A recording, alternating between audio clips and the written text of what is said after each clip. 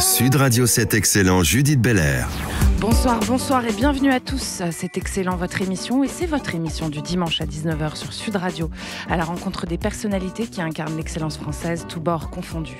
En studio pour vous ce soir, une ancienne Miss Météo toujours aussi drôle, une humoriste, une actrice, une réalisatrice qui n'a pas froid aux yeux et que nous connaissons tous très bien. Et oui, chers auditeurs, c'est bien Axel Lafont qui vient nous raconter son chemin et peut-être, si elle le veut bien, nous confier le secret de sa potion magique du rire et de sa belle liberté de femme reconnue dans un monde parfois toujours un peu ou beaucoup masculin. Il est déjà venu dans cet Excellent la saison dernière nous raconter son incroyable parcours entrepreneurial.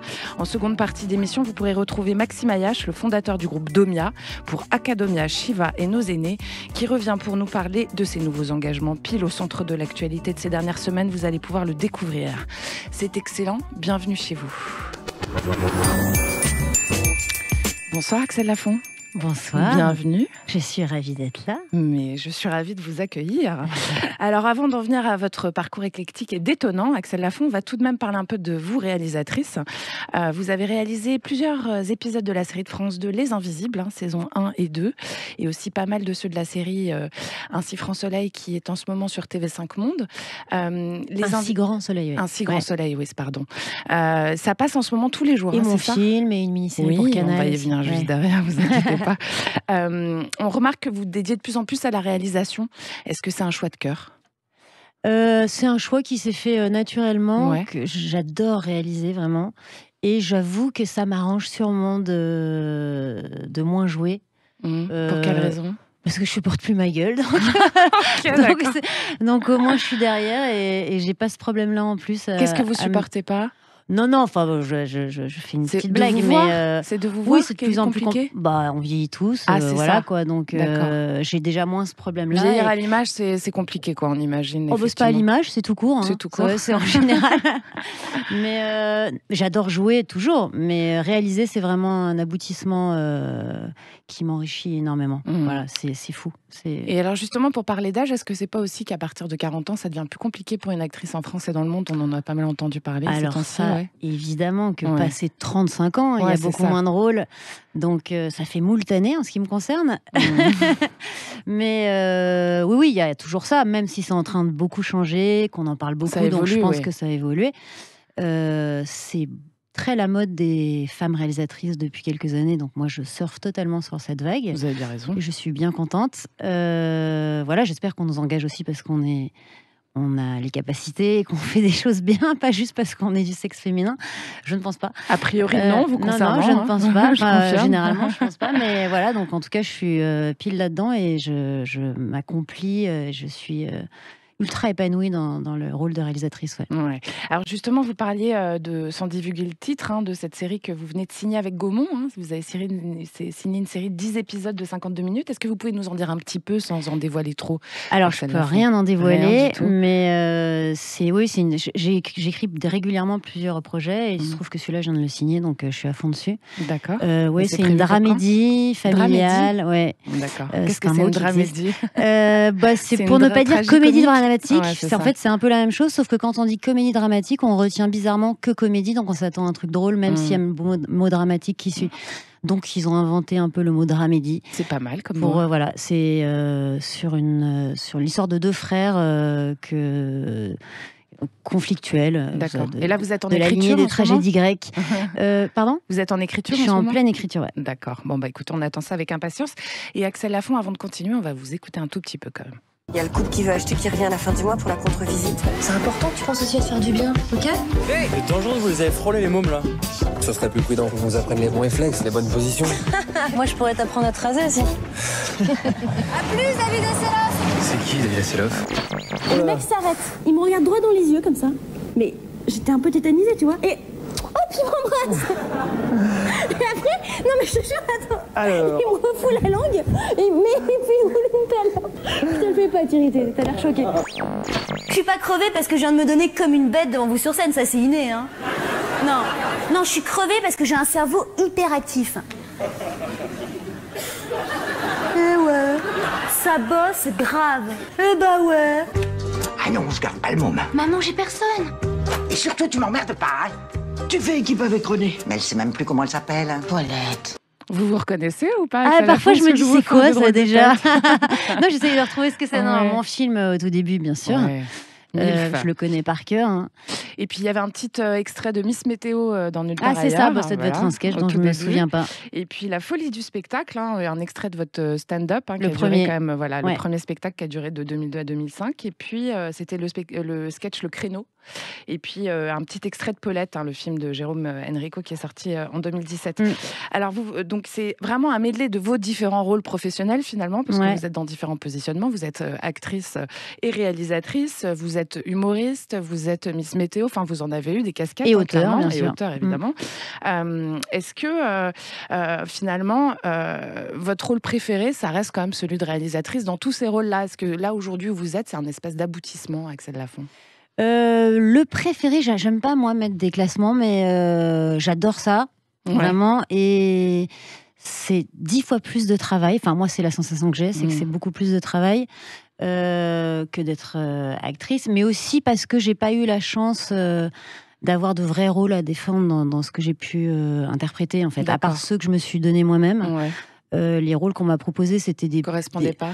C'est pas que ça correspondait pas, c'est que c'était pas vraiment des rôles d'interprétation, c'était souvent des petits rôles où j'avais pas grand chose à défendre. Donc, à un moment donné, faut se créer son propre chemin, quoi. C'est ça, et puis il y a des choses plus enrichissantes que d'autres, et de jouer des petits rôles qui me ressemblent, c'est au bout d'un moment, on s'en lasse. Et c'est vrai que d'être le chef d'orchestre d'une équipe et d'acteurs et de gérer ça, enfin, je sais pas, je trouve ça assez fantastique, quoi. C'est épuisant, mais j'adore ça. Alors justement, dans ce film, MILF, qui est sorti en 2018, vous vous mettez en scène vous-même aux côtés de Marie-Josée Croze et de Virginie Ledoyen. Et vous racontez l'histoire de 3 femmes quarantenaires qui ont une aventure et finissent par tomber amoureuses de 3 jeunes hommes, bien plus jeunes qu'elles, on l'a compris. Vous racontez ça avec un ton de liberté qui peut encore parfois paraître scandaleuse, bizarrement aujourd'hui. C'est bizarre, c'est ça qui est fou. Est-ce que pour faire sauter les barrières, finalement, il faut les désigner? Est-ce que c'est ça que vous faites aussi? Alors moi, j'ai toujours eu, sans en être consciente, je crois, un besoin d'affirmer ma liberté, sans mettre de mots, ni de #MeToo, ni de féministe pur et dur. Mais en revanche, j'ai toujours eu ça en moi et j'ai toujours cherché, sans m'en rendre compte, à un peu pousser les limites. Voilà, je me rends compte maintenant. Et en fait, c'est le regard de ma fille sur ce que j'ai fait jusqu'à maintenant, qui a 16 ans. Qui commente... Qui, je pense, a été gênée pendant un moment de ce que je faisais, entre autres de la couverture de Playboy que j'ai pu faire aussi au moment de la promo de mon film, qui maintenant, il y a quelques mois, m'a fait le plus beau cadeau. Elle m'a dit, je voulais dire que j'étais ultra fière de ce que tu avais fait pour les femmes et de la liberté que tu as eue, sachant qu'en plus c'est une fille et que je pense qu'à un moment donné ça a dû la gêner, ce qui est tout à fait normal, parce que quand on a des parents qui font un peu n'importe quoi comme moi, je pense que ça va pas être facile à gérer à l'école, donc... elle me l'a jamais dit, elle me l'a raconté après, les vannes qu'elle se prenait, etc.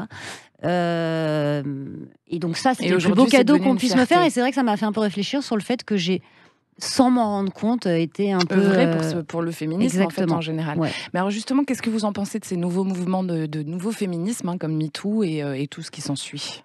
Alors, moi, je trouve formidable que les choses avancent en soi, que ça soit dans ce domaine-là ou dans d'autres. Après, je suis aussi prudente de faire gaffe à que les deux sexes ne deviennent pas opposés et en conflit permanent, parce que moi j'adore les hommes. Donc on peut être féministe en aimant les hommes, en fait, c'est ça. Ah bah oui, mais de toute façon, je crois que le féminisme, pour plein de gens, la définition de féminisme, il est resté sur un truc très à l'ancienne, qui donne tout de suite un côté négatif. Je sais pas, moi, à un moment donné, pour rigoler, je veux dire, on devrait réappeler ça le féminem, parce que, je sais pas, il y a un truc peut-être plus positif, et que moi, je suis un peu pour le positivisme en général, au maximum. Et voilà, et je pense que c'est super, que l'évolution de tout ce qui est en train de se faire, c'est super. Après, je sais que les jeunes générations sont très virulentes, et moi, j'ai un enfant, j'ai une fille qui est adolescente. Elle est virulente, votre fille ? Oui, elle est très investie, elle sort des grands mots sur le moindre message d'un garçon en face, et j'essaye de... Tout en lui disant que c'est bien, j'essaye d'être un peu plus mesurée. Honnêtement, je n'ai pas de fils, parce que je n'ai qu'une fille, mais je pense que ça ne doit pas être facile d'être un garçon qui arrive à notre époque-là et de savoir où se placer, que faire et comment faire face à cette force féminine qui est en train d'émerger. Et je ne suis pas contre, je suis archi pour, je l'ai fait sans m'en rendre compte aussi. Donc voilà, j'ai Ce qui est marrant, c'est que milité sans vous pour rendre ça. Compte, quand même. Oui, sans m'en rendre compte, parce que peut-être que j'avançais sans me le dire. Par plaisir aussi. Oui, par provoque, par plaisir, par besoin de... Je déteste tout ce qui est cloisonné, tout ce qui doit être fait. Dès qu'on m'impose quelque chose, j'ai plus envie de le faire. Donc voilà, je suis un peu là-dedans depuis toujours sans m'en rendre compte. Et j'aime pas... J'aime pas quand on fixe les choses, j'aime pas qu'on dise qu'à certains âges on doit s'habiller comme ça, ou que quand on est un homme on n'a pas le droit de mettre une jupe. J'aime bien la liberté en général. Liberté, et j'aime bien qu'on liberté, respecte chérie. l'autre, quel qu'il soit, avec un grand A. Donc voilà, Merci pour ces mots, Axel Lafont. C'est excellent sur Sud Radio en compagnie de la libre actrice, on l'a bien dit, réalisatrice Axel Lafont, qui sera bientôt rejointe par un dirigeant engagé, Maxime Ayache, le fondateur du groupe Domia. Restez là, nous on revient tout de suite.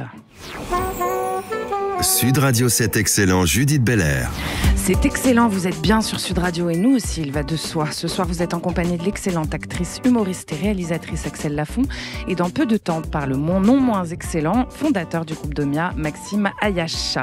Axel Lafont, ce qui a marqué dans votre interprétation de la Miss Météo, qu'on entendait tout à l'heure, c'est finalement que vous ne parliez jamais du temps. Jamais. Voilà. C'était dans mon contrat. D'accord. Ouais. Ça, à l'époque, c'est pas à l'époque, non, ouais. C'était dans mon contrat en fait parce que complètement de façon imbécile, mais à l'époque, j'étais un peu fascinée par toutes les filles que je croisais, actrices ou autres, qui rêvaient de faire Miss Météo. Et pour moi, c'était le summum de l'enfer. Ouais, c'était vraiment la belle meuf qui doit faire un signe. Enfin, pour moi, c'était l'enfer, donc je ne comprenais pas cet engouement. Et quand Alain Degreffe m'a appelé pour faire ça, j'ai cru que c'était une blague. Donc déjà, j'ai raccroché en pensant que c'était un pote humoriste qui me faisait une blague. Donc il m'a rappelé. Et voilà, on s'est rencontrés. J'avais fait un sketch avec lui quand j'étais à Comédie. Où je lui vomissais dessus d'ailleurs et il m'a dit qu'il voulait que je fasse des sketchs et je lui ai dit ok, moi avec plaisir, mais je veux juste ne jamais, comme si c'était une honte de parler du temps alors que j'aurais pu faire les deux honnêtement, mais donc je faisais mes sketchs et il y avait les cartes. C'est vous qui l'avez imposé quand même. C'est moi qui l'ai imposé, oui, ouais. Donc ça. je faisais mes sketchs et il y avait la carte qui passait à côté voilà, et tant juste pour le plaisir je faisais ce mouvement que personne ne fait à part devant les cartes. Et c'est ce qui vous a différencié aussi peut-être des autres Miss Météo. Qu'est-ce que vous en pensez, Axel Lafont? Différencier, je sais pas, parce qu'il y en a eu plein d'autres fantastiques. Oui, qui ont fait des super sketchs et tout, mais je crois que je suis une des premières à voilà. faire vraiment des sketchs purs et durs, de fiction. Voilà. Et est-ce que le comique, finalement, dans ce cas-là, ou dans les autres en général, ça se trouve aussi dans l'inattendu, dans le piège c'est alors le piège qui peut être positif, que vous allez tendre à l'auditeur ou au spectateur? Oui, il y a un peu de ça. Moi, j'ai beaucoup joué souvent, même dans mes 2 spectacles avec le public, parce que j'aime bien l'interaction et j'aime bien me faire peur. Donc, j'aime bien que tout soit pas prévu, en fait. Et avoir vous avez eu des soit de la répartie, parfois soit pas du tout. Du coup, je me suis tapé des gros moments de solitude aussi, voire très réguliers. D'accord. Ce qui est impossible d'être... Ce qui vous empêche pas de continuer à prendre les risques, en fait. Non, ça m'a motivé, ça m'a rendu vachement plus forte et c'est ce qui m'a donné la force de faire mes 2 one-woman shows derrière parce que seule en scène c'est particulier. Ouais, c'est un peu flippant au début et j'avais jamais fait de scène surtout et je me suis tapé tellement de moments de solitude à Canal+ en direct où j'ai dû apprendre à me voilà. J'étais rodée donc je me suis dit je peux y aller maintenant, c'est pas. Et alors la différence entre la télé, un plateau de télé et la scène, qu'est-ce que c'est finalement? Y a pas de caméra et le public change tous les soirs. Après, c'est à peu près pareil. Pourquoi sur un plateau télé, le public il change pas? Si, il change, mais c'est plus cosy. On est habitué, c'est la même chose. On est dans un petit confort quand même, même si les invités changent et qu'il y a quand même une interaction avec les invités. Mais je sais pas, dans un petit confort qui n'est pas le même sur scène. On est vraiment à nu pour le coup. Sans filet, quoi. Ouais. Même si je me suis souvent mise à nu aussi, en vrai, mais par provoque sûrement. On aime bien, nous. Alors, est-ce que vous pensez que c'est Lafont qu'avoir fait de la scène, avoir justement être actrice, avoir tâté avec le public, avoir tout ce lien-là que vous avez développé pendant des années, ça vous permet d'être une bonne réalisatrice? Ça ajoute à votre savoir-faire finalement? Est-ce que c'est important d'avoir fait ce cheminement-là avant? Alors, justement. Je ne sais pas, bonne réalisatrice déjà, je ne dirais, je sais pas à moi de juger, merci beaucoup, mais je sais pas, ce que je sais, c'est que moi j'ai été élevée par mon beau-père, le mari de ma mère, qui était Édouard Molinaro et qui était un grand metteur en scène et qu'il m'a ouvert tout mon esprit artistique et qui m'a appris beaucoup de choses. Je l'adorais, il n'est plus là. On peut le dire. Oui, c'est ça, depuis. Il est arrivé dans la vie de ma mère et donc, du coup dans la mienne, par fortiori, j'avais 8 ans et j'ai été sur tout ce tournage, je filmais les castings, ma mère était sa première assistante, donc j'ai vraiment évolué là-dedans. Donc lui, il m'a donné les armes pour me lancer. Après, je pense que c'est vrai que plus on a d'expérience, plus le fait de passer à la réalisation, on a des acquis qui font qu'on se sent plus confiant. Et alors, se mettre en scène, parce que vous vous mettez en scène toute seule quand même, comment on fait pour se voir, se mettre en scène et savoir qu'on est juste? Alors, dans mon film, comme j'avais un des rôles principaux avec Virginie Doyen et Marie-Josée Croze, c'était ma grande angoisse, c'était de pouvoir tout faire. Et surtout que ça ne soit pas un problème pour les acteurs. Ça, c'était aussi mon grand stress. Et du coup, j'avais extrêmement préparé la chose. J'avais pris une copine actrice qui ne travaillait pas à ce moment-là, avec qui j'avais préparé mon personnage. D'accord. On avait tout écrit. Vos yeux, en fait. Voilà, on avait tout écrit, on avait décidé de tout ce qui se passait, de comment j'allais le jouer. Elle avait pris des notes et elle était sur le tournage que pour moi, derrière le combo, derrière l'écran de contrôle. Et elle n'avait pour ordre de venir me voir que si elle jugeait que j'étais sortie de ce qu'on avait entrepris ensemble. Ouais. Elle ne regardait pas les autres acteurs, elle ne dit jamais rien à personne d'autre. Du coup, quand je jouais, j'étais vraiment dans mon personnage. Je faisais 2-3 prises et ensuite j'allais au combo et je ne me regardais jamais. C'était un luxe énorme, c'est-à-dire que je ne regardais que les autres. J'allais les diriger ou les rectifier s'il le fallait. Et quand elle venait me voir, ce qui n'était pas tout le temps le cas, à ce moment-là, je me regardais et je disais ah ouais, t'as raison, ou non, je garde ça, voilà. Et toujours avec cette même difficulté de vous voir finalement, Axel Lafont? Non, mais quand je parle de ça, c'est que... On a parlé de l'enveloppe physique, mais c'est aussi le fait de se voir jouer qui est particulier.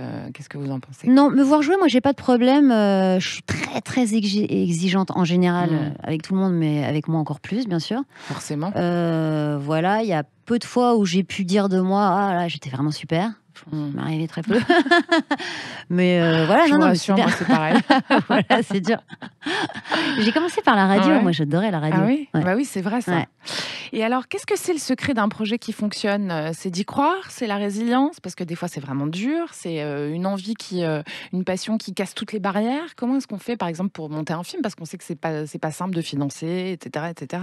Je pense que c'est différent pour tout le monde. Moi, en ce qui me concerne, je pense que faut que ça vienne vraiment de mes tripes, de mon cœur, et que je suis prête à n'importe quoi pour défendre mon projet. C'est comme ça que en fait, même quand j'écris un scénario ou mon spectacle, je ne cherche pas à mettre les composantes de ce qui va être le plus efficace ou qui va me faire le plus d'entrées. J'écris vraiment ce qui, moi, est très proche de moi, est sincère et qui me fait rire ou pleurer, ou voilà. Mais je suis dans une authenticité. Voilà, moi, et d'ailleurs, c'est ce qui me touche le plus dans les films que j'aime, c'est l'authenticité. La vérité, je suis une hypersensible. J'ai fait mon deuxième spectacle s'appelait Hypersensible, donc je suis très à fleur de peau, aussi bien dans le up que dans le down. C'est épuisant pour l'entourage, mais c'est assez agréable sinon. Parce que vous vivez pleinement les choses, quoi. Je vis tout à fond. Voilà. Oui, ça doit être fatigant même pour vous. J'essaye de le vivre, surtout au moment présent, au maximum, et de jamais penser au passé et ni à demain, mais essayer de profiter de chaque instant. Ce qui est un travail énorme. Hein. Et alors, pourquoi vous l'avez écrit ce film MILF? Parce que, alors, pour les auditeurs quand même, MILF, c'est Mother I Like to Fuck. J'avais envie de vous demander pourquoi ça aurait pas été FILF. Alors, ce film, contrairement à ce qu'on m'avait accusé ce film n'était pas du tout. En fait, c'est un ami scénariste qui m'avait fait lire un scénar qui s'appelait Quadra, qui étaient 3 hommes qui étaient des filles jeunes. Et c'était un scénar dont il ne faisait rien depuis plusieurs années. Et il m'a dit, j'aimerais que tu me donnes ton avis. Je lui ai dit, écoute, c'est pas mal, mais ça a déjà été vu 100 000 fois. C'est basique. Ça, il me l'a fait lire en 2011. Et il m'a dit, qu'est-ce que t'en penses? Je lui ai dit, peut-être tu devrais l'adapter pour des femmes. Et il me dit, ah ouais, pas con. Il me dit, tu te sens de le faire? Je dis, j'ai jamais fait, mais je peux essayer. Et j'étais à fond dans le truc. Je n'avais, pour petit détail, jamais vécu ça à l'époque. Il se trouve qu'après, ça m'est arrivé, mais je n'avais jamais été dans ma vie personnelle avec un homme plus jeune.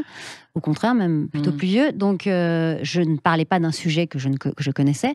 Mais en revanche, comme je l'ai adapté et que j'ai mis 5 ans à monter ce projet et que voilà, j'ai fait 1000 prods, je me suis battue pour j'ai plus qu'approfondi le sujet et il se trouve qu'après ça m'est arrivé aussi, mais voilà. Et puis je me suis dit en l'écrivant aussi que voilà, ça avait un truc de pourquoi c'est une phrase du film. Pourquoi ça fait 1000 ans que ça pose plus aucun problème de voir n'importe quel homme avec une femme plus jeune sans que ça choque personne, alors qu'une femme, c'est encore un problème. Vous avez la réponse à ça, Axel Lafont? Pourquoi est-ce que justement les femmes... Pourtant, on a... c'est toujours un peu de la misogynie latente, on va pas se mentir. Enfin, Madame Macron, elle s'en est pris quand même plein la gueule. Voilà. Et elle, c'est un détail, mais voilà. Et encore là, en 2022, malgré... Maintenant, je crois qu'il y a de plus en plus de films. Je crois qu'il y en a un avec Fanny Ardant qui sort bientôt. Là. Ça, je trouve ça formidable, une femme de 70 ans. Enfin, formidable. Et elle en c'est pas que je trouve ça formidable. Aussi, je n'incite pas à ce qu'une femme aille avec un homme plus jeune. C'est pas du tout le truc. Non, c'est la liberté. C'est la liberté en général. Voilà. Ouais. Par digne moment, on ne parle pas de pédophilie, ça je suis archi contre, on est bien d'accord. Mais bon, après, si on tombe amoureux, que ce soit quelqu'un de plus vieux, de plus jeune, du même âge, d'un autre sexe, je sais pas, du même sexe, j'ai envie que les gens soient libres. Donc, pourquoi les femmes seraient montrées du doigt, je ne comprends pas. Moi non plus. Quand vous écrivez, vous vous inspirez, donc c'est votre propre inspiration, c'est vous-même, quoi. C'est vous qui écrivez. Alors quand j'écris, quel que soit le support, que ça soit, j'ai écrit une BD aussi. C'est soit très proche de ma vie, soit de la vie des autres, soit je m'inspire beaucoup de ce que j'ai. L'humanité en général, quoi, qui vous entoure aussi. Ouais. Beaucoup. Et dans quelles conditions vous écrivez ? Toutes sortes de conditions, plutôt chez moi. Après, chez moi, je me laisse très vite distraire parce que je suis finalement assez fainéante. Donc, il y a toujours autre chose à faire que d'écrire. Parce que l'écriture, pour moi, elle est difficile. Hein. C'est vraiment le moment le plus compliqué pour moi. Autant le premier jet d'écriture... C'est face à face avec vous-même, peut-être. Alors, j'écris plus jamais seule. Je coécris avec des auteurs parce qu'il y a un échange, on se marre. D'ailleurs, la promiscuité et l'intimité qu'on déclenche avec dans une coécriture avec un co-auteur, elle est folle. On connaît mieux l'autre que soi à la fin de la coécriture. Donc ça, j'adore ça. Et puis surtout, ça permet que quand on n'a pas d'inspiration, on peut quand même se marrer, pas perdre l'énergie. Et voilà. Et continuer à avancer quand même. Quoi. Et puis j'aime bien souvent travailler avec des gens très différents, souvent beaucoup plus cultivés que moi, parce que je suis pas très cultivée. Donc j'aime bien avoir des gens très brillants en face de moi, ça me motive. Ça vous permet aussi d'enrichir vos projets, quoi, tout simplement. Oui, exactement. Et puis surtout, moi, j'ai un certain registre. J'aime bien aller vers quelqu'un qui est très différent. Voilà, j'ai souvent fonctionné comme ça. D'accord. Merci beaucoup, Axelle Lafont. C'est excellent sur Sud Radio avec la réalisatrice et actrice de talent Axelle Lafont et le chef d'entreprise qui innove entre autres pour nos vieux, et c'est pas rien. Nous le savons tous, Maxime Ayache. À tout de suite. Sud Radio, c'est excellent, Judith Belair. Merci d'avoir choisi Sud Radio, c'est excellent de vous retrouver comme chaque dimanche à 19h. Bienvenue à vous si vous nous rejoignez. Vous pouvez écouter ce soir les destins de Axelle Lafont, actrice et réalisatrice et auteure que je n'ai plus à vous présenter, tant vous la connaissez, et celui du fondateur engagé du groupe Domia, Maxime Ayache. Bienvenue Maxime Ayache. Bonjour Judith. Bonjour, bienvenue. Merci. Alors avant de parler du groupe Domia, Maxime Ayache et de ses 3 marques, Academia, Shiva, qui fête d'ailleurs ses 20 ans, et de Nos Aînés qui existe depuis peu, je vais d'abord me pencher sur cette toute dernière entreprise, justement Nos Aînés, dont l'objet résonne particulièrement depuis quelques semaines, et le scandale qu'on a entendu autour des EHPAD Orpea.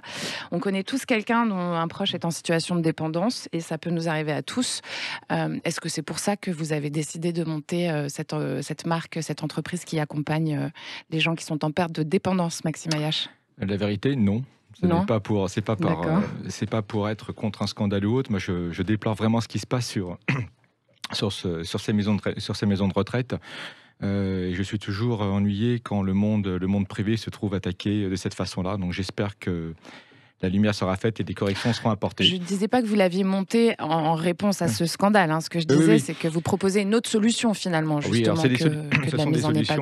Voilà. Oui, ce sont des solutions qu'on a proposées puisqu'elles sont en droit de ligne de nos organisations de métiers au domicile. Et effectivement, on est, comme vous le soulignez, Judith, il y a une population qui vieillit, il y a une attente de rester un petit peu plus à son domicile, un peu plus longtemps dans sa vie à son domicile, plutôt qu'aller dans un établissement. Et donc, la question qui se pose, c'est comment faire en sorte que ces années qui restent à vivre se passent dans les meilleures conditions, se fassent avec le sourire, se fassent dans la bonne humeur. Et nos métiers de service consistent à accompagner ces familles dans ces conditions-là et dans ces moments-là. Donc c'est un vrai métier et c'est une vraie ambition. Et vous intervenez sur tous les niveaux en fait, tant sur l'accompagnement à la maison que sur l'organisation, etc., et sur le médical. Alors en fait, il y a deux volets en fait en réalité dans la prestation. La première chose à faire consiste d'abord à rassurer la famille, ce qu'on appelle dans notre vocabulaire les aidants, c'est-à-dire ce sont les enfants, le conjoint, qui bien souvent lorsqu'ils ont dans leur entourage un parent, un conjoint qui est en situation de dépendance, forte ou légère d'ailleurs, il y a beaucoup de stress, il y a beaucoup d'angoisse, il y a beaucoup de... Comme face à la maladie, parfois on est démunis. Donc notre première mission consiste à rassurer, à accompagner, et finalement c'est beaucoup d'amour, beaucoup d'humanité et finalement beaucoup de méthode. Donc c'est la prise en charge que nous devons apporter aux familles, ce qu'on appelle les aidants. Un peu comme dans l'éducation, vous avez un enfant qui a une mauvaise note, les parents sont parfois désespérés. Et puis notre première mission chez Academia consiste à rassurer les familles. Donc c'est un peu ce côté prise en charge du stress. Après, côté de la personne aidée qu'on appelle l'aîné, eh bien, il s'agit de lui proposer une prestation qui peut être variable. En réalité, ça va ce qu'on appelle une auxiliaire de vie qui va s'occuper de cette personne. C'est l'aide au lever, alors c'est pas du médical, mais c'est véritablement l'accompagnement dans la vie. Sortir, aller faire les courses, aller faire sa toilette. C'est toutes ces choses-là, finalement, qui sont parfois un petit peu contraignantes. Et lorsqu'elles sont bien proposées, eh bien, ça rend la vie finalement beaucoup plus douce. Alors on va un peu plus loin dans tout ça, puisque parfois on peut, on peut envoyer des personnes pour se promener, on peut envoyer parfois des professeurs de nos équipes pour commenter une actualité, pour apprendre l'informatique, pour communiquer avec les petits enfants. Bon, en fait, nos prestations consistent, si vous voulez, à accompagner la personne âgée dans sa vie quotidienne. D'accord. Et on le fait de la façon avec la meilleure humeur possible, et le plus grand sourire possible, et le plus d'humanité possible. Et on imagine que pour le recrutement, c'est un peu comme sur toutes justement vos entreprises, que ce soit sur Academia ou Shiva. La manière dont vous avez de choisir les gens, c'est aussi des gens qui sont dans cette humanisation-là et dans cette volonté d'être dans le lien qu'ils vont créer avec les gens qui vont aller voir, en fait. C'est ça. Alors, vous avez raison, il y a deux choses à avoir à l'esprit. La première, c'est d'abord la compétence technique. C'est un vrai métier. Et en général, dans nos métiers, il y a souvent une vision de métier, de petits boulots, de petits jobs. Et tout le travail qu'on a fait, notamment au niveau du groupe Demia, consiste à expliquer que ce sont des vrais métiers, des métiers qui sont extrêmement exigeants, qui nécessitent beaucoup de compétences techniques, beaucoup d'humanité. Et on a un parti pris qui est celui d'abord de bien former, de bien accompagner ces gens. C'est la première chose, c'est la première exigence. Si je veux quelqu'un de compétence pour s'occuper d'une personne âgée, encore faut-il avoir la compétence. Et puis, ce sont des personnes qui doivent être bien payées, bien rémunérées. Ce sont les deux éléments qui sont essentiels. Alors, à partir de là, ensuite, vous avez, et ça c'est le b.a.-ba de notre métier, on sait qu'il y a des relations qui vont bien se faire et d'autres qui vont pas se bien faire. Et ça, c'est le rôle, si vous voulez, du chargé de famille qui s'occupe de chaque famille et qui va dire tiens, le profil de la personne âgée, il est comme ceci, comme cela, et puis donc je connais bien mes personnages, je vais plutôt lui proposer tel profil, et ça c'est un point d'humanité qui est absolument indispensable et qui fait qu'on se sent bien ou qu'on se sent pas bien. Et puis si on se sent pas bien, ça peut arriver, et bien naturellement on propose une solution alternative. Mais je voudrais insister sur un point, ce sont des métiers compliqués et exigeants qui nécessitent beaucoup de respect et beaucoup d'accompagnement. Alors justement, au sujet de cette valorisation dont vous nous parlez, Maxime Ayache, vous fêtez cette année les 20 ans de votre entreprise Shiva, qui est née en 2002. Et chose très intéressante, vous avez décidé de faire une campagne de publicité où vous mettez en scène vos intervenants avec le studio Harcourt. Donc vous avez des personnes qui font le ménage, qui sont valorisées et prises en photo par le studio Harcourt et placardées sur un peu tous les bus. Enfin moi, pour ma part, je les ai vus à Paris. L'idée, c'est de valoriser par l'image et pas n'importe laquelle. Pour le coup, là, en plus, des professions qui sont souvent dévalorisées, c'est ça. Alors, c'est la droite ligne, de ce que je vous dis tout à l'heure. On est dans des métiers qui sont exigeants, qu'on soit auxiliaire de vie, qu'on soit personnel de maison. Ce sont des métiers qui sont très difficiles et qu'on veut valoriser. Et si on veut les valoriser, tout simplement parce que c'est notre métier d'apporter de la satisfaction à nos clients. Et on ne peut pas avoir de clients satisfaits si on n'a pas de personnel d'accompagnement qui soit bien dans leur peau et qui soit heureux. Donc c'est facile à dire, c'est plus compliqué à réaliser. Alors cette campagne Harcourt est une campagne qu'on a faite avec qu'on a faite avec beaucoup d'enthousiasme. C'est l'anniversaire de l'enseigne, ça fait 20 ans, donc 20 ans ça fait beaucoup de temps. On est parti, il n'y avait rien dans ce métier, c'était qu'un métier qui se faisait au noir. Et donc on s'est dit, on va essayer de retrouver les personnes qui travaillent avec nous depuis 20 ans. Alors on a identifié quelques-unes, un petit peu partout en France, et on les a mis en scène, on les a valorisées. Ce sont des vraies personnes qui travaillent vraiment avec nous, qui ont des vrais clients. Et on les a scénarisés, mais scénarisés pour les remercier et scénarisés pour les mettre en valeur. Et elles avaient jamais vécu un truc comme ça, donc on imagine que ça a dû être la folie totale. Non, je vois en face de moi Axel Lafont qui a l'habitude de tout ça, mais on n'a pas l'habitude d'aller dans les studios, on n'a pas l'habitude d'avoir de tout ce cinéma et toute cette mise en valeur. Et en fait, faut pas surinterpréter, mais c'est un clin d'œil pour remercier des gens qui font un métier difficile et qu'on a mis en avant. Donc c'est vraiment une logique de valorisation et de remerciement. Bravo, vraiment c'est excellent. Axel Lafont, on est d'accord que l'image, ça apporte aussi à je trouve ça incroyable. L'humanisation. Je ne connaissais pas votre société, mais je trouve ça incroyable. Cette manière de mettre en scène l'image, justement, il y a un côté humanisation dans une société qui est anti-personnelle, on peut le dire, et qui valorise pas toujours les gens qu'on ne voit pas. C'est ça. Et puis malheureusement, tout passe par là maintenant. Donc, j'ai vu Don't Look Up, le film qui était sur Netflix, là, qui s'attire de notre société actuelle. On est complètement dedans, en fait. Tout. Donc c'est vrai que, c'est au même titre qu'on a applaudi les infirmières pendant le Covid. Je trouve ça formidable de mettre tous ces gens qui font des métiers difficiles. D'ailleurs, c'est un peu démago, mais quand on me disait, ah là là, ça doit être tellement dur de faire mon spectacle, souvent je répondais, oui, c'est du stress, mais bon, il y a des gens qui font des métiers quand même beaucoup plus durs que le mien, donc on va relativiser. Et en l'occurrence, les personnes qui prennent soin de nos aînés, c'est un travail, quand il est bien fait, qui doit être encensé et gratifié. Je trouve ça magnifique, moi. Le point commun, simplement, c'est de faire son métier, quel qu'il soit, avec amour et avec envie. Je suis une femme de ménage, je suis un professeur, je suis un acteur de cinéma. Il y en a qui sont plus valorisés, plus valorisantes, très certainement, mais si on fait son métier avec amour et avec envie, ça se passe vraiment bien. Et le point que nous avons dans ces activités-là, c'est vraiment la valorisation, parce que c'est vraiment des gens qui sont dépréciés. Je dis pas ça uniquement par humanité, parce que on peut tomber très vite dans la caricature et dans le pathos, mais en fait, on part du principe que si nos clients doivent être satisfaits, si on veut avoir que l'aidant dont je vous parlais tout à l'heure soit satisfait et rassuré pour sa famille, si je veux que la famille, lorsque je confie ma maison, les clés de ma maison, de mon appartement, avec parfois mes gamins, à quelqu'un, il faut que je me sente en confiance. Et je peux me sentir en confiance que si les personnes à qui je vais apporter ma confiance le sont dignes de confiance. C'est-à-dire, c'est des gens qui sont bien payés, qui sont des vrais professionnels. En fait, c'est être professionnel, tout simplement.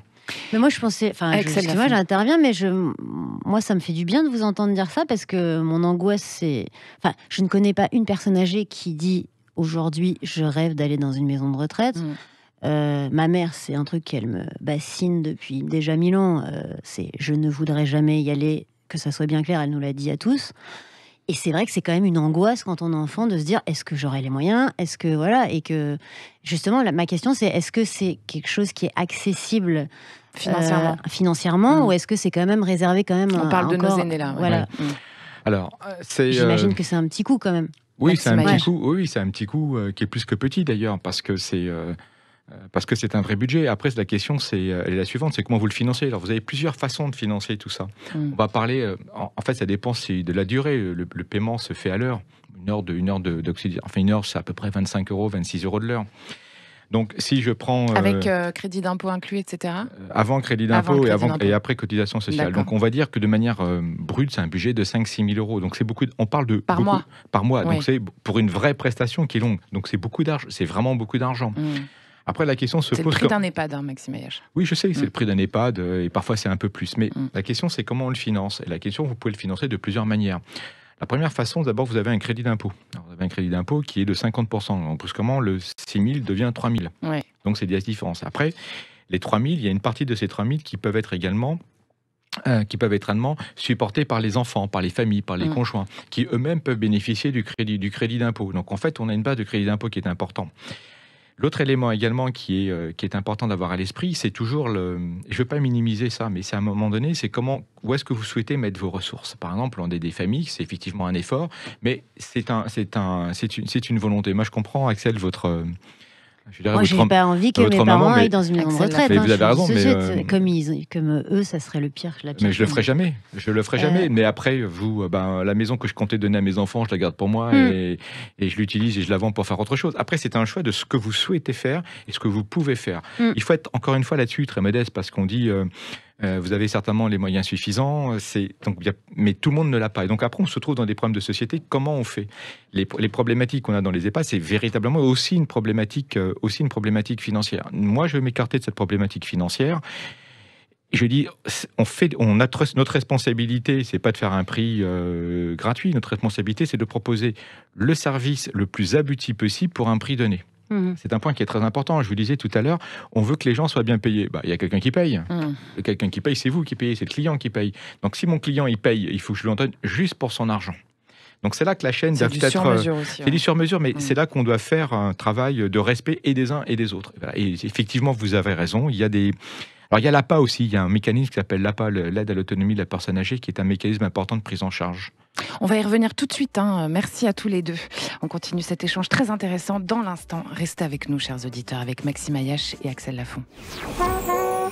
Sud Radio, c'est excellent, Judith Belair. Merci d'avoir choisi Sud Radio, c'est excellent et c'est la dernière partie de votre émission du dimanche soir, celle où vous écoutez les incroyables destins qui font l'excellence française sous toutes ses formes. Et mes deux invités ont des formes bien différentes, il va sans dire. Vous êtes avec l'actrice, réalisatrice et auteure Axel Lafont ce soir, accompagnée du fondateur et dirigeant du groupe Domia, Maxime Ayache. Alors Maxime Ayache, j'ai eu beau chercher, je n'ai trouvé j'ai aucune information sur votre enfance en fait. Sur mon enfance, ouais. C'est-à-dire que vraiment j'ai cherché Wikipédia. Rien du tout sur internet, impossible de choper des infos. Alors j'avais envie de savoir un peu ce que vous étiez avant de devenir le dirigeant chevronné. Est-ce que vous vous prédestiniez à ce destin? Je ne sais pas ce que c'est un destin. Je sais pas. Est-ce que vous aviez envie d'être entrepreneur petit? Est-ce que c'était le chemin que vous traciez quand vous étiez enfant? La réponse est oui. On était juste pas dans la même époque qu'aujourd'hui. On n'avait juste pas les jeux vidéo. Et j'ai eu une enfance qui est très, très heureuse. Et mon enfance, c'était jouer au foot, aller jouer au tennis. Vous étiez très sportif. Et accessoirement, il fallait juste que j'ai des notes suffisantes à l'école pour pouvoir faire ce que je voulais faire. Vous étiez bien cadré, quoi. Ouais, c'était une autre époque. Ouais. Franchement, c'était une autre époque. Et alors, comment vous avez décidé de devenir entrepreneur? Qu'est-ce qui a été qu'est-ce qui vous a mis le pied à l'étrier, Maxime Ayache? Je pense que j'aurais pas pu faire autre chose. Je vais vous raconter une anecdote. Quand j'ai fini mes études, je travaille quelques mois. Je pars 1 an avec ma copine qui est devenue ma femme à cette époque-là. 1 an faire un voyage autour du monde. Sympa. Ouais, c'est sympa. Après, on revient. Là, c'est moins sympa. Et là, alors, on revient. Et là, je suis complètement, mais totalement désaxé. Je retravaille dans une banque d'affaires. Au bout d'1 mois, je comprends, je ne peux pas travailler dans une banque. Ni dans une entreprise. Ou avoir un patron, peut-être, tout simplement. Oui, aussi. Ou tout simplement, ou trouver dans un système trop cadré. Et donc, à ce moment-là, je me dis, bon, la seule solution, faut que je prenne mon destin en main. Puis c'est comme ça que ça s'est fait. Puis je me suis beaucoup amusé. Puis j'ai eu la chance de travailler sur un secteur qui est très, très passionnant. Vous étiez le premier à faire ça à Cadomia. C'était quoi? C'était en 1989 1990. J'étais le premier. Vous avez vu, j'ai bonne mémoire. C'est ça. Vous êtes le premier à avoir lancé les cours à domicile, en fait. Exactement. C'est devenu là. J'ai la chance d'avoir monté des. Alors, c'est pas tout seul, naturellement. C'est avec des partenaires, avec des collaborateurs fantastiques. En fait, on a monté quelques-unes des plus belles marques françaises. Cadomia, c'est la référence dans l'éducation. Shiva, c'est la référence dans l'entretien de la maison. J'espère que nos aînés deviendraient une référence. Et on a changé les métiers. Mais je viens de faire un placement de produit Shiva dans Si Grand super. Soleil. Exactement. Exactement. J'adore l'idée. J'ai fait un plan sur cette marque. Exactement. Et qu'on a présenté à tous nos personnels en disant voilà, vous passez à la télévision. Voilà. Avec une actrice qui faisait le personnage de Shiva. Exactement. Ah, c'est super. Ouais. Pardon, je vous ai interrompu, mais ça vient de me venir. Exactement. On a fait un placement de produit comme on dit. C'est moi qui l'ai filmé. C'est génial. Génial, j'adore cette idée. On crée le lien ce soir, c'est excellent. Et Maxime Ayache, continuez quand même. Je vais avoir une cliente. De plus. Pardon, je vous ai interrompu. Je vous en prie. Continuez sur. Moi, ce que je voudrais savoir, c'est d'où elle vous vient l'idée de créer Acadomia. De quel constat vous partez? Le constat, il est très simple en fait. En réalité, c'est qu'il n'y a pas de. Dans les entreprises, vous avez des consultants, vous avez des conseils, vous avez toutes sortes de choses, des avocats, des experts comptables. Mais quand on est gamin, à ce moment-là, j'ai juste 25 ans, donc je viens juste de finir mes études. Il n'y a personne pour s'occuper d'un enfant qui a 14-15 ans. Et le personne, ça s'appelle parfois un prof. Moi, j'ai donné plein de cours de toutes sortes. Et chaque fois, j'ai été surpris de voir la qualité des résultats qu'on avait. Je me dis, tiens, c'est marrant, on a des résultats. Je pensais que c'était moi qui étais très brillant. En fait, non. C'était juste la formule qui était très bonne lorsqu'elle est bien mise en œuvre. Donc, j'ai réalisé ça très, très vite. Donc, ensuite, une fois que le constat est réalisé, ça veut dire que le produit il est de bonne qualité. Donc, on l'organise. Alors, après, avec le temps, on commence à dire il faut le bon prof. Et puis ensuite, il faut dire qu'il faut qu'on soit partout. Il faut monter des établissements un peu partout en France. Et puis, très vite, on raisonne en pédagogie, c'est-à-dire que le produit c'est de la pédagogie. Qu'est-ce qu'il faut faire pour que le gamin réussisse? Donc on se rend compte qu'il faut des lieux de cours, il faut qu'on se rende compte qu'on ait des conseillers pédagogiques qui soient des vrais professionnels. Après ça devient une entreprise. Et aujourd'hui quand on rentre chez Acadomia, qu'un élève vient chez Acadomia, il y a plein de solutions possibles. Il peut y avoir des cours distanciels, il peut y avoir des cours à la maison, il peut y avoir des cours dans un centre. Mais ce qui est certain, c'est qu'il y aura toujours la bonne formule pour qu'il se sente bien et qu'il aille bien, qu'il marche bien à l'école. Mais marcher bien à l'école, ça veut dire être heureux et se sentir bien dans sa peau. C'est pas avoir uniquement 15 sur 20. Oui, ça passe par l'accompagnement dont vous parliez tout à l'heure, en fait. C'est toujours la même chose. Les règles, c'est toujours les mêmes. C'est du b.a.-ba de psychologie humaine. Il faut que je me sente bien dans ma peau. Alors, en éducation, il faut qu'il y ait un petit peu de méthode, savoir faire des plans, savoir apprendre à travailler. C'est du relationnel, donc c'est des choses qu'on essaye d'organiser et de modéliser. Mais ce qui est intéressant, c'est que les collaborateurs Academia sont complètement dans le projet pédagogique. Si vous voulez, on est une entreprise commerciale, mais les collaborateurs sont dans la pédagogie. Dans l'engagement aussi qui va avec. On aime les enfants, on a une vraie empathie pour nos élèves. Une vraie empathie. Pourtant, on en suit 100 000 tous les ans et c'est beaucoup. Ah, c'est beaucoup 100 000. C'est beaucoup 100 000. C'est beaucoup de monde. C'est bien de réussir à personnaliser et à continuer le sur-mesure avec ce nombre-là. Alors, en fait, c'est la méthode. C'est de la méthode. Un collaborateur, il suit une centaine d'enfants, guère plus, donc on les connaît. On les connaît, on connaît chacun de nos enfants. Axel Lafont, il y a plus d'infos sur vous que sur Maxime Ayache, sur Wikipédia. Oui. Ça, je peux vous le dire, il y a même mon âge. Je le dirais pas. J'ai essayé je le raconte régulièrement quand il y a eu ma page Wikipédia, donc je connaissais même pas le système. Je suis allée 3 fois changer la date de naissance en faisant... Parce qu'un jour, je suis tombée sur un journal chez le libraire qui retraçait toutes les comiques féminines et elles étaient toutes plus jeunes que moi, même les plus vieilles. Donc je me suis dit, elles ont menti bien depuis très longtemps. Donc pourquoi je n'ai jamais fait ça au moment où je n'y pensais pas? Et donc je suis allée sur ma page Wikipédia, j'ai essayé de changer la date en disant c'est une mauvaise date, et chaque fois il y a quelqu'un bien évidemment avec une adresse où il y a mon nom, où je suis grillée dans la seconde, avec quelqu'un à chaque fois qui me disait non, c'est sa vraie date de naissance. Il n'a pas dit non, Axel, c'est votre vraie date de naissance. Non, ça aurait été drôle. Alors vous êtes une enfant du sérail, on l'a dit tout à l'heure, vous, puisque votre papa c'est le fameux animateur Patrice Lafont, et lui-même fils du grand éditeur Robert Laffont. Donc est-ce que vous avez hésité entre littérature et comédien à un moment donné, ou comment ça s'est passé? Non, au tout début, je suis partie dans plein d'axes différents. J'étais lectrice pour une maison de production de films et je savais que je voulais être actrice, mais j'assumais pas trop de l'annoncer à ma famille. Je sais pas, la peur de ne pas être à la hauteur. Non, et puis j'avais déjà vu tout l'envers du décor avec mon beau-père et ma mère, donc je savais que je n'avais pas l'envie d'être actrice, ce qui peut souvent être la motivation au tout départ, c'est-à-dire je n'étais pas ni attirée par la notoriété en soi, parce que la notoriété de mon père m'a plus pesé qu'autre chose, et je n'étais pas attirée par le côté paillette. J'étais attirée vraiment par le travail de l'acteur que j'avais pu voir sur les tournages et tout. Et je savais aussi que l'envers du décor était très violent. Je savais ce qu'on disait des acteurs. Je savais comment se passaient les essais. Je les ai filmés moi-même derrière la caméra. Donc quand j'ai décidé de le faire, je savais dans quoi je m'embarquais, quoi. Pourquoi elle vous a dérangé comme ça, la notoriété de votre papa, Axel Lafont? Non, quand je parle elle m'a pas dérangée en soi. Ce qui me dérangeait, c'est quand j'étais petite, en fait. Plusieurs fois, je me suis surprise à tirer la langue à des gens très gentils qui venaient lui demander des autographes. Parce que quand on est un homme de télé aussi connu que lui, parce que franchement, c'était comme Michel Drucker, quoi. C'est un monument, je peux le dire. La notoriété de télé est bien plus importante que celle des acteurs de cinéma. Je l'ai vécu en étant Miss Météo.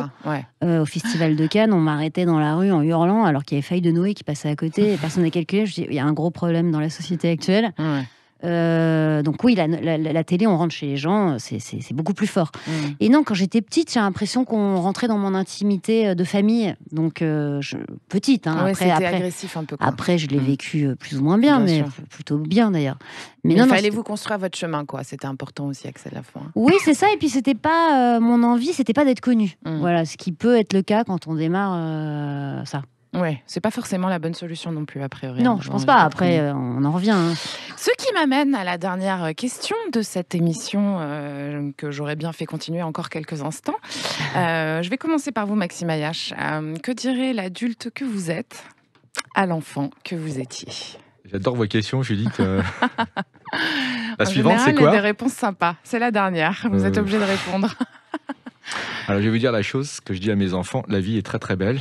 Ouais. Voilà. D'accord. Mais quand vous étiez petit, vous n'étiez pas conscient de ça? Si, mais je me posais pas ces questions. Non? Vous auriez rien à vous dire, enfant, aujourd'hui, Maxime Ayache? Si, mais Mais vous avez peut-être pas envie de le partager avec les Non, auditeurs. c'est pas ça, c'est pas le partager. Vous me posez une question comme ça, il faut juste réfléchir. Axel, vous avez envie de répondre? Moi, je pense que je me dirais, tout simplement parce que c'est ce que je dis à ma fille et que je ne me le disais pas à son âge, détends-toi, profite de chaque instant et kiffe au maximum. Voilà. Ça va aller, quoi. Moi, quel que soit son choix de vie, il me va si elle est heureuse. Voilà, je pense que... Et plus on vit, évidemment, plus on se rend compte que la vie est très très courte et que ça sert à rien de s'angoisser, qu'il vaut mieux profiter de chaque instant.